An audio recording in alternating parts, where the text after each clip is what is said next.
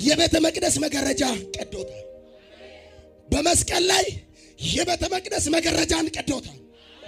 ይቺ የቤተ መቅደስ መጋረጃ በብሉይ ኪዳን ዘመን ስለ ሕዝብ ኃጢአት ቄስ ወይም ካህን ነው ወደ ቤተ መቅደስ ገብቶ ለሕዝቡ ቀድሶ የሚወጣው። የአንድን ሰው ኃጢአት ይዞ ቄስ ነው ወደ በእግዚአብሔር ፊት ወደ ቅድስተ ቅዱሳን የሚገባው።